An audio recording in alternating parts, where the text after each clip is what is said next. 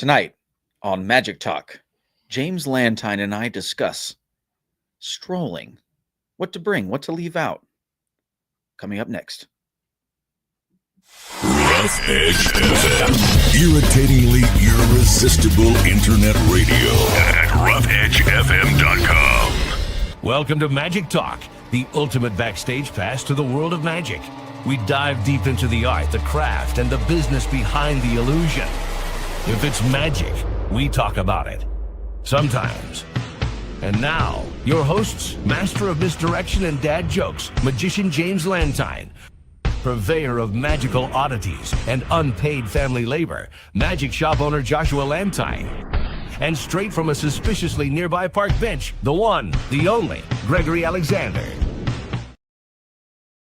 All right, we are back with Gregory Alexander sitting in the captain's chair. Well, I mean, co-captain, right? I would say you're the captain. Yeah, you're the co-pilot. You're always going to be the captain. I'm sitting here. Yeah, that's right. But you should switch sometime. You could own a plane, but you might not be able to you might not be the captain of the plane. There you go. You might not be able to fly. Shout out Josh.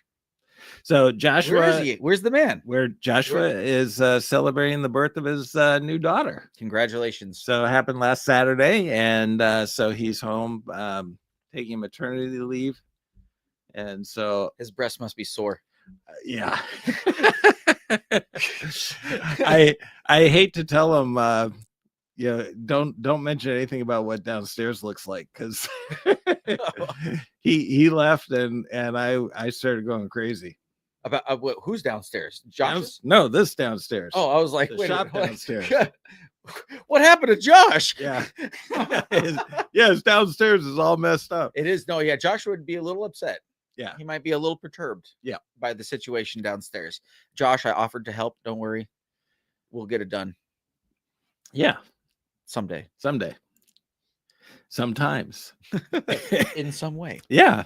Anyway, so I thought a cool topic would be some strolling go-tos, and so Josh and I have been doing a few strolling gigs, and I did one last weekend and made $150 in tips on one trick. The whole night you did one trick. Anybody I did this one trick to tipped me. Understood. Okay. $20. That's more clear.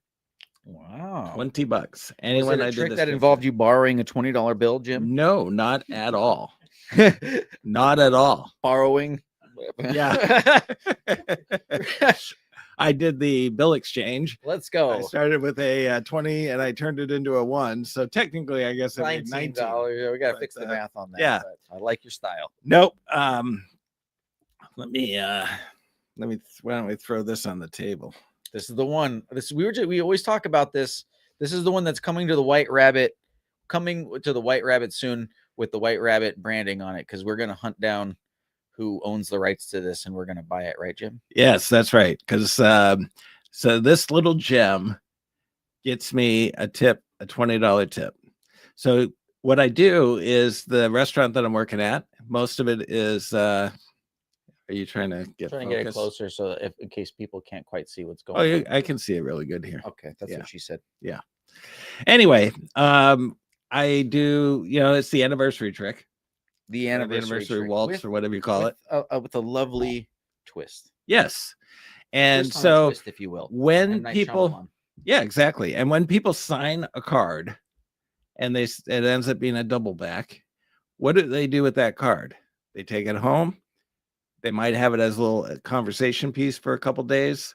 Like, oh my gosh, you wouldn't believe this. And I signed, he signed, and our cards joined together.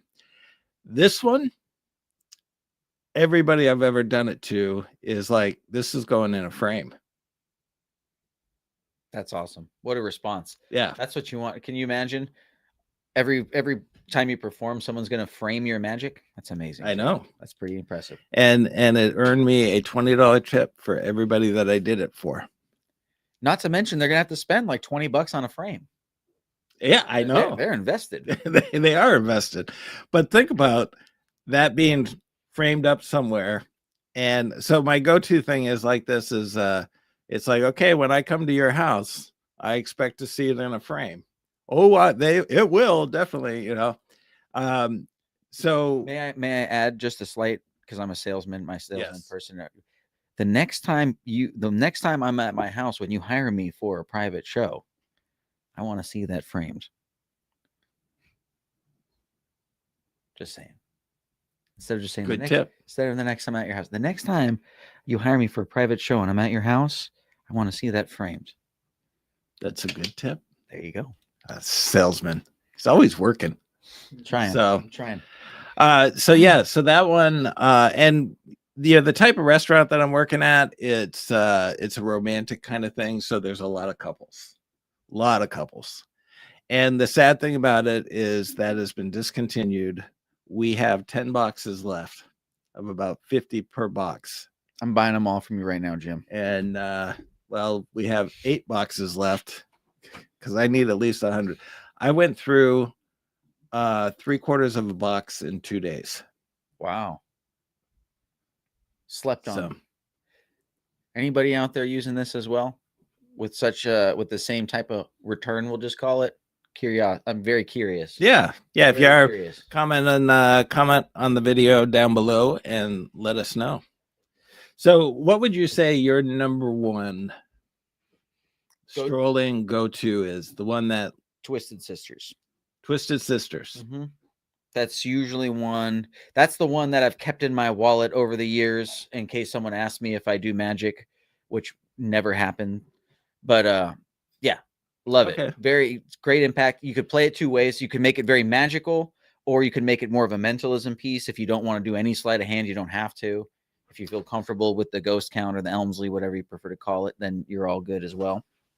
Do you do the one with the 2 sets where it's a blue and a red, or do you just do the single? I do the 2 sets. I do the John Bannon traditional Twisted Sisters with the twist of the blank cards as opposed to the jokers. Right. I did originally do it with the jokers, but with your suggestion, I have switched it to the blank cards for more impact.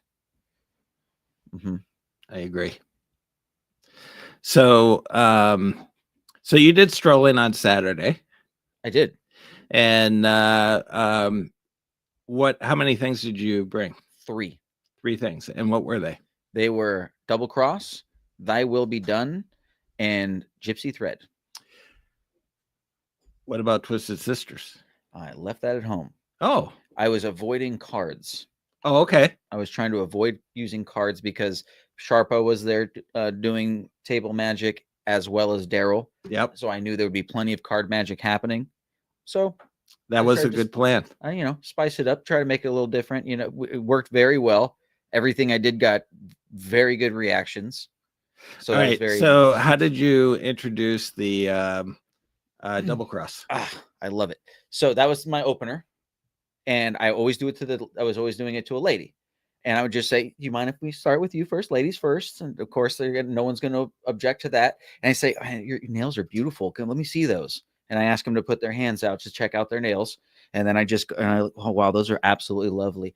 And then I just put the cap back on. Now, what if they have like all the, well, luckily, fungus going on in their luckily, fingers? every lady that I dealt with that night had beautiful nails and jewelry. So you could also comment on the jewelry. We were sitting on the close-up pad for the last 5 minutes. They thought it was us. They thought this was us talking. They were like, I don't know which one's the lady. Like, these guys are just holding hands talking the whole time. Yeah. We could animate them, make the lips move. There we go. For the commercial, for the re-release. But yeah, so really, I mean, what's great is talking about the nails or the jewelry. As soon as you recap and now you begin, because you're talking about them, the trick hasn't started yet at all. And they have no recollection that you really touched their hands. And the proof of this was I told you about. So I did some magic for a table of what I call woo girls. And they were some ladies that were enjoying their evening, we'll just say. And I had done double cross. A little bit more than others. And I'd done double cross earlier in the evening for one across the table. And so I wanted to avoid doing double cross. However, I only brought 3 tricks. And later on that evening, someone from their same table wanted to see some magic. And we'll just to cut to the chase, we'll say double cross was my only option of a trick to perform. And so I'm like, all right, well, let's just do this. I get it onto her hand, and as soon as I get onto her hand, the girl across the table, oh, he's gonna make it go onto your hand. But at that point, her hand was already closed. So what would normally be quite annoying, because now they're telling what's gonna happen, it played so hard because I'm like, see, she's trying to spoil the end now, but now they're all gonna be watching me to really make sure I don't go near that hand. And everyone's like, yeah, we're really we're watching now, And so I go through the whole thing and and boom, and then remember, just really reemphasizing. And then, dude, I'll tell you, just why? And then even there's some guys that were just trying to not accept it. They're like, no, I think I saw something, and when they're all like getting together, what do you think? I don't know. That was like they literally it played so hard because of that. So that was pretty cool. But so yes, go back to your to answer. I asked to see the lady's nails. I get the marking, and then I ask them to put one hand behind their back. If it's the one with the X on it, good. We're good to go. If it's not the one with the X on it, then I just tell them to close their hand, and we're going to focus on that hand. Okay. And then that's it. That's really it. So almost no work. And you do the X, and then you rub it off. And so, yep. And my premise for it is I just say, growing up, I really loved Grand Illusion. That was my favorite type of magic, the big boxes and everything, but I couldn't afford them. So I figured out a way to do my own Grand Illusions using small items. And my favorite trick was when the magician would go into a box and disappear and then end up in the audience. I just always loved that effect. I figured out a way to do it with the Sharpie. We're going to try it right now. And then I just do the X and I say, that's me. I'm the magician. And we're going to need and I make a joke and I say, are you familiar with how permanent Sharpie marker can be? Oh yeah, absolutely. You could scrub and scrub and it's not going to come off. But I'm a magician. All I need is a little water. And because I'm at a dinner party, I take a little moisture off the side of the glass. All the glasses had condensation at all the tables. So then I wipe it. I'm like, I know this seems unimpressive, but remember, I was a kid when I came up with this. And then boop. And then that way you don't have any mess. You're not licking your hands. You're not doing anything sloppy. And then right onto the hand it goes, and we're good to go. So nice. It played really well. It was fun. Very cool. And then the other one was what?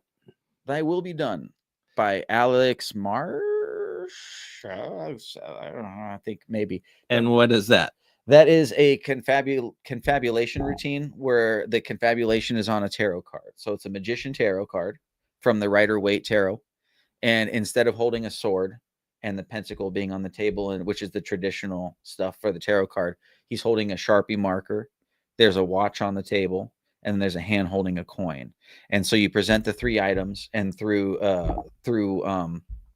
Equivoke, you get the same result on the card, but with a particular kicker. You're using your watch to symbolize the card. I mean, the clock that's on the card, and you have them randomly select a time on the card that will match the tarot card every time. Okay. Mm-hmm. So that also played very well. So I did double cross, which now we have the marker out. So I leave that on the table, and then I say we're going to use a couple other things, and then I go to the gentleman. So I do the double cross with a female. Then I go to a gentleman. I say, I'm coming over to you because you look like you had a really confident, real confidence about you. You look like a man that really is in control of his life. And so I just give him some compliments and really pump him up like that. I'm like, so tell me, are you a man that believes in free will or destiny? And like 100% of the time, everybody said free will. And I think it's because of the way it doesn't matter what they say, but right. It's something I noticed. They also, free will, of course, I'm in control, man. And then, so then we chat, we test that. And if they say free will, which is the fun part, I'm like, and remember, you're making this choice, right? I'm not doing it. All your free will. And I kind of say it with a little wink and like a slight sarcasm, and everybody just starts laughing because they're like, oh gosh, this guy's just going to end up doing exactly whatever so played really, really well. And then by that time I would move on. I rarely did 3 tricks.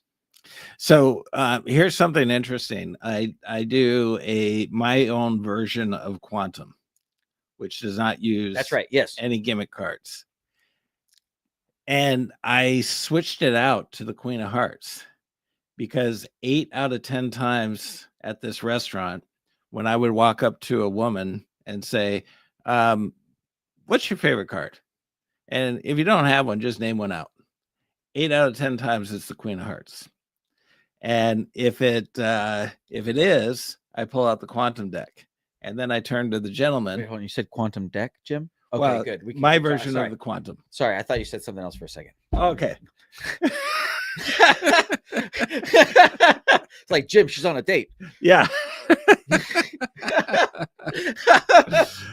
Oh, okay. See, the show going down into the toilet has nothing to do with Josh being here. That is facts. Yeah. That's facts. Yeah. That's facts. So, Sorry, Josh. but anyway, so I do my version of quantum, and I turn to the gentleman and I say, give me a number between 1 and 52, and it ends up in that spot.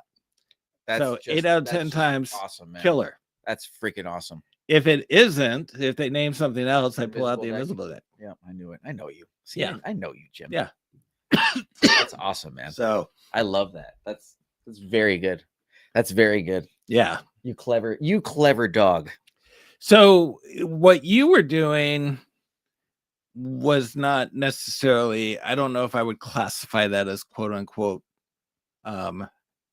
tableside magic as far as restaurant work, even though you were at a restaurant. But these are like tables with 10 people on them and yes, things that's like correct. that, right? Not single groups or anything like that. They're Yeah. like larger tables. Yeah, even though they were eating. And honestly, as fun as Thy Will Be Done, and I did Thy Will Be Done because it had a little more of a Halloween-esque vibe because of the tarot card and whatnot. I don't know if I would do it again in that setting though, because I very quickly realized I had to like move stuff around on the table to like make an appropriate surface to do that. And everyone was really great, really kind. It was a great crowd. Everybody, what a great time, man. Really, really good environment. But I still felt very rude.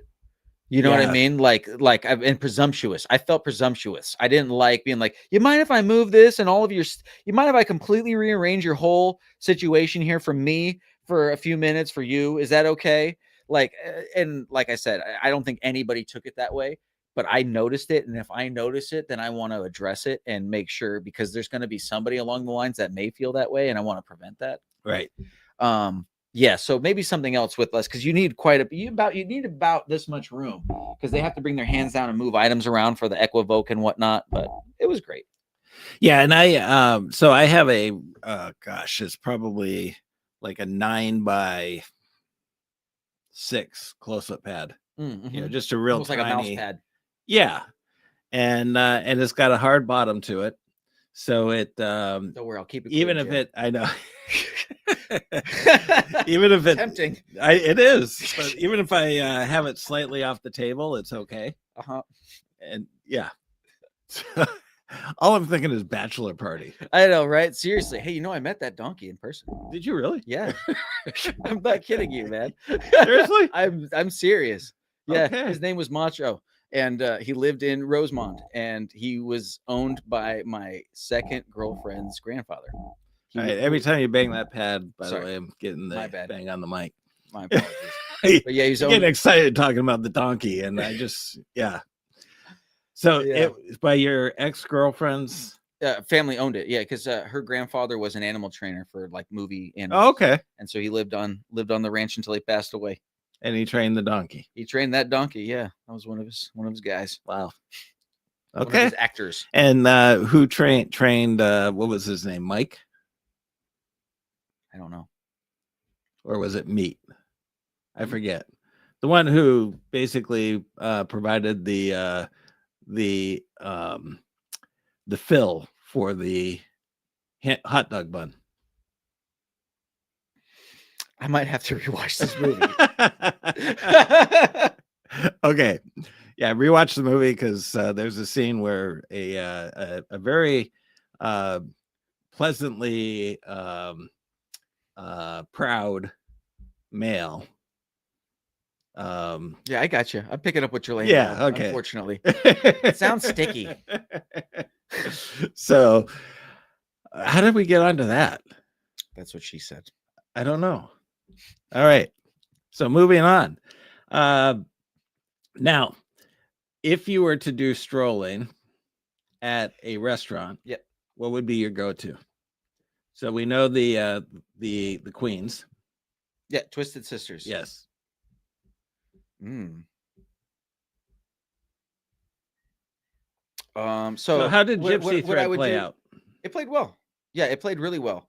Because the one I do, you can actually look at the string and everything before and after. It's really Oh, okay. yeah, it's really cool. So it's kind of weird to be like, "Hey, here, I got some. I'm gonna do something with this string," and you just kind of look at it kind of weird and be like, "Here, take a look." And so they kind of match.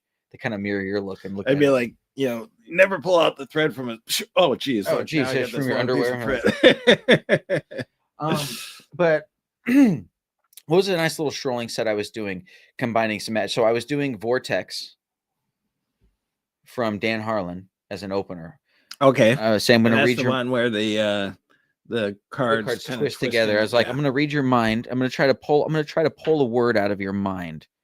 But first, we're going to have you pick a word. And I have a deck of cards with a Post-it on it, with a cipher on the inside. So they write a word, they fold it up really quick, and then I pull out the deck, and that's how I get the peak. But I retain, the card, and then bottom two cards are the twist or the Vortex. So then I say, but we're going to get you into a hypnotic state first, and then pow, rip them apart. And it looks very visual, very cool. And then I'm like, is it nachos or whatever they're thinking? Right. And oh man, and then it like completely cooks them. And then went into Contact with the same premise of Double Cross. So Contact from Rick Lax is you take a single playing card, you rip it in half, and you put anything on it you want, a name or a number on yours, and you have another person put their name or a number on theirs, and you're holding yours, and they have theirs face down on their hand, and you just shake it, and it changes into theirs, and then they flip theirs over, and it's yours. Oh, nice. Yeah, it's very cool. Kind of like the one where you do the sign card and it comes out. Kind of. You have it in your lips. But much more sanitary and less possibility of sexual harassment claims. Yeah. Nice. Yeah. So then I finished with Envelope, because that Envelope kills, man, with a Himber wallet and all that. It's amazing. So one of the other things that I discovered too is because 8 out of 10 are doing the Queen of Hearts, I also have a Queen of Hearts Svengali deck. And so after I do that whole thing, I go, have you ever been hypnotized before? And they're like, no.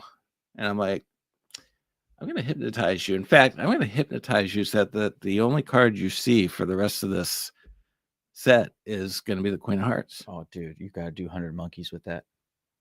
100 monkeys? Yeah, you should do 100 monkeys with that. Can you do it that close?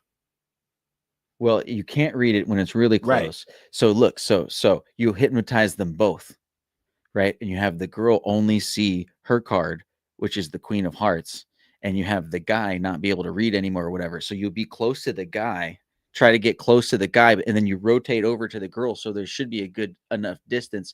Maybe, but I've never been there. With that. I've never been there, so I don't know.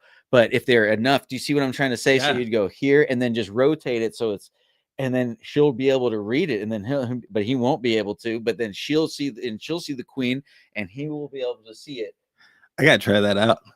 I hope it works. Yeah, that sounds like it'd be pretty cool to see what the distance is. Yeah, right. Yeah, that could be really cool. Yeah, that would be really cool. So, all right, I got to write that one down. How are we doing on time? 23 minutes. What time is the clock? Oh, 5. It's 4:52. 4:52. All right, we're gonna have to wrap up here because I have a thing I got to do at the city hall. That's what she said. I know. Where is this with the? That's what she said. So is that like in every fortune cookie you always read in between the sheets? Have you ever done that? What? It's in between the sheets or in bed, right? I think that was we would just put in bed instead of in between the sheets. We would say in bed, but yeah. Yeah. So you read the fortune cookie and you say in bed. Yeah, it's kind of like that. Yeah. Okay. It's more of, I think it's like a tick at this point for me. That's what she said. Yeah. Yeah. You see how it's so nice. All right. So you had a good time doing it. You were able to do the whole night with just those 3 tricks. Yes. Now, at first though, when I realized, I got there and I did feel self-conscious about only having the 3 tricks at first, because I kind of did the math in my head. I'm like, oh shoot, I hope I don't go through all these tables like super quick. And now I'm just like, well, that was my 3 tricks, and I'll just start to wave and all that kind of a thing. So I tried to like spread it out and like regulate the speed of that and whatnot. But I think I was overthinking it. Yeah. I was just, Yeah. it was such a great crowd. It was a great time. It's super relaxed. It's I'm very grateful for the opportunity to be able to, get my feet wet and get relaxed. Because what's weird is, and it's one of those things. Once you do it, and 2 seconds into it, I feel comfortable. But Right. I feel so much more comfortable doing parlor magic. It's like ridiculous. Yeah. Especially Uncle Rich and I show, for instance. I don't get nervous anymore. I don't worry anymore. I'm like, I know all the parts. I know all the lines. I know what we got. So I'm like, cool. Let's go. Let's do our thing. With this, it's like, oh, okay. And then also you think that you have stuff structured a certain way and it'll work good until all of a sudden you're like, oh, wait, no, I can't put that there. That didn't work right. And then there, and then, oh, well, no, actually, this seemed like it was going to be good, but then no, so. Yeah. So here's the thing with me, and we're going to actually manufacture these and distribute them. For me, the stressful part of strolling is that you constantly have to do the introduction and the acceptance and the denial and all that kind of stuff. Your environment a little different because they're there for that. They're ready to go. They're waiting for it. They're like, come on. Yeah. But going in cold turkey, every time somebody sits down, you're going through that whole introduction and everything like that. So Josh and I developed these table tents where it either says no thanks, we're having some quiet conversation, or it says bring on the magic. And so that whole period of having to walk up to the table, introduce yourself, get them to accept the fact that you want to do tricks for them is gone. So you literally are walking up to a table where they're like, yeah, bring it on. Ooh, what do you got? Versus, no, I'm talking to my girlfriend. You're, that kind of thing. So it really you should call the product rejection therapy. Yeah. Yeah. It's your effect. That's your Penguin Magic download. There you go. Rejection therapy. It's a table tent you print. Yeah, exactly. Go through the instructions on how to use it for you. Yeah. But it's amazing how I'm not a big fan of strolling per se. I would rather be doing, like you said, parlor. I really enjoy doing this. Yeah. Because the hard part is gone. Yeah, and to speak on the, when you get shot down, man, especially like you're a magician, you're not a salesman. Right. You have to be both, but you let's be honest, you're a magician, not a salesman. And most magicians are magicians because they're already not that great at talking to people. That's why you become a magician typically, originally, And when you get rejected, or like even like a couple times in a row, we'll just say, now you're over at a table that wants to see your magic. Well, your damn heart is broken now.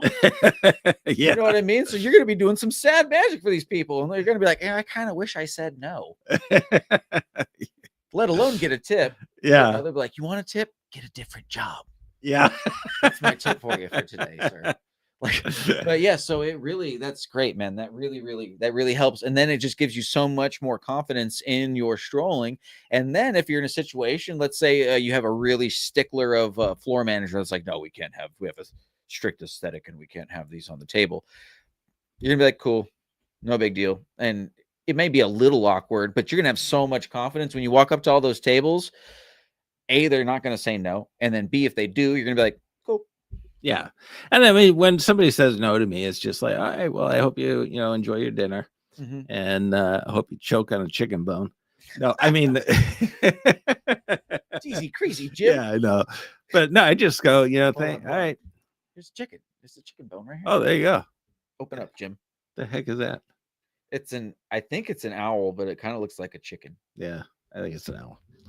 Anyway, so I just say, enjoy your dinner, and if you should change your mind, just give me a wave, and then I move on.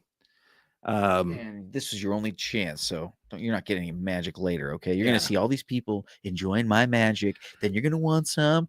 I've had people who have had the card set to no thanks that have turned the card after watching some of the people. They're like sniping. They're like looking from a distance. They're like, I don't want this yokel coming over here with some weak stuff. I go to the castle every week. Let's see what he's got. Oh, wait, that's pretty good. Let's see. We're going to go and turn him around then. Hold on. There we go. And what's interesting is that You also get, the people that will not want to look you in the eyes because they're afraid if they make eye contact, oh crap, he's going to come over. Come creepy, like as soon as and so you don't have to worry about that. They don't care because they know they got their mark, and you're not going to bother them. So keep an eye out for that, because we're gonna manufacture it and put it out there. Now, do you rotate back to tables over and over again if they want to see more magic, or do you just do one and dones? Most of the time is one and done, but I have had some people saying, "Hey, can you come back?" And I said, "Well, why don't you have your meal and I'll come back around." Like, they don't let me do magic the second time unless you order another drink. See, there you are, the salesman again. And then you tell them, be like, "Hey, by the way, I just sold you like 20 drinks right now. Yeah, I know. If you want to give me any kick down from that, that'd be great." All right, well, we got to run because I got another thing to do. But happy birthday to your pops. Happy birthday, Pops. Hey, thank you. He's 62? 71. He's a young man. He's a young 71. Yeah, very young 71. So with that, thanks for hanging out. Yeah, man, absolutely. And we'll see y'all next week. Yep, that's right. All right.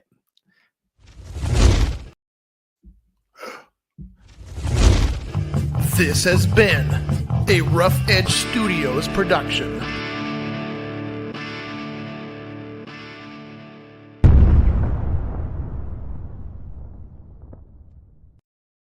We are still live. Yeah. Because I totally screwed things up. Sorry, Josh.